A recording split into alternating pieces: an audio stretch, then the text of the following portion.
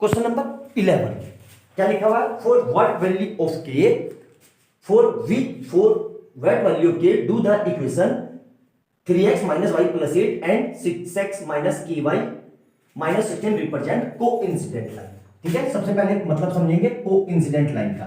Coincident का मतलब होता है कि कंडीशन क्या होगी कोइंसिडेंस की, a1 upon a2 equal to b1 upon b2 equal to c1 upon c2।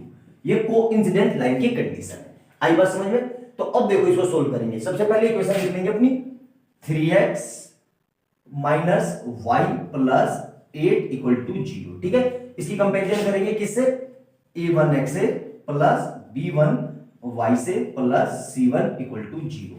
तो क्या हो गया देखो, यहां पे x है तो यह पे भी x है, कट कर दो तो a1 कितना आ गया, a1 हमारे पास आ गया 3। ठीक है, सेम सिमिलरली यहां पे y है, यहां y है, यहां y है, कट कर दो, इसके सामने कुछ नहीं है तो 1 लिख लेंगे। तो हमारे पास b1 कितना आ गया, b1 इक्वल टू साइन के साथ माइनस का 1, क्योंकि जहां पे कुछ नहीं होता वहां पे क्या होता है 1 होता है। अब c को सीधा सीधा लिख देंगे, कितना आ रहा है, सामने लिखा हुआ है 8 तो मतलब प्लस का 8 है तो प्लस नहीं लिखते हैं, सीधा ऐसे लिख दो। ठीक है, अब दूसरी इक्वेशन लिखेंगे हम, क्या लिखा हुआ है 6x minus ky equal to minus 16। तो सबसे पहले कंडीशन क्या करेंगे, इस पूरे को इधर लाएंगे और उधर 0 कर देंगे। तो 6x माइनस ky और माइनस का इधर आके क्या हो जाएगा प्लस का 16 इक्वल टू 0।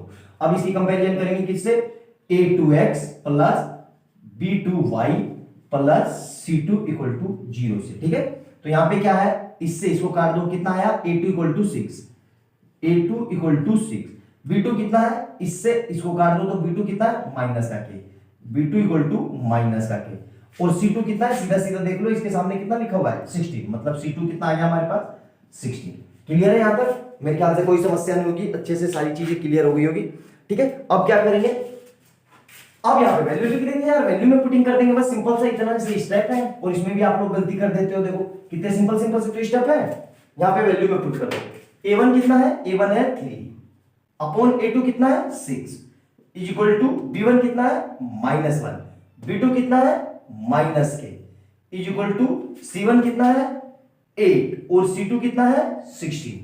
ठीक है, अब देखो ध्यान से देखना, बहुत आसानी से हो गया, किसी को भी किसी के भी साथ सोल्व कर लो, दोनों से आंसर सेम आएगा। मैंने क्या कहा, ध्यान से देखो, मैं आपको अलग मार्कर से दिखा देता हूं, या तो इन दोनों को बराबर रख लो तो भी आंसर सेम आएगा, इन दोनों को, क्योंकि हमें तो ये निकालना है, या फिर इन दोनों को बराबर रख लो, इससे भी आंसर सेम आएगा। देखो मैंने दोनों से अभी आपको करके दिखा देता हूं। ठीक है, कैसे आएगा देखो ध्यान से, इन दोनों को इक्वल कर लो तो क्या आ रहा है 3 upon 6 equal to -1 upon minus K, तो माइनस से माइनस कर दिया और ये कट के कितना आ गया 3 बन गया 3, 3 2 जा 6, तो मतलब k कितना आ गया, k इक्वल टू 2, k कितना आ गया 2, मतलब क्रॉस मल्टीप्लाई कर दो ना तो k कितना आ गया, यहां से 2 आ गया। ठीक है, इससे देखो, इससे क्या, इससे अगर सोल्व करेंगे तो -1 अपॉन माइनस के और इक्वल टू कितना आएगा 8 अपॉन 16, तो ये माइनस से माइनस कर दिया, 8 बन जा 8 और 8 2 जा 16, क्रॉस मल्टीप्लाई कर लो तो ये इधर और ये इधर, तो मतलब 2 into 1 is equal to 1 into k, तो यहां से भी k कितना आएगा, यहां से भी k आ गया 2, तो दोनों से आंसर सेम आ रहा है। इतना क्वेश्चन था, ये समझ में आया बच्चा, अच्छे से क्लियर है, मेरे ख्याल से कोई डाउट नहीं होगा।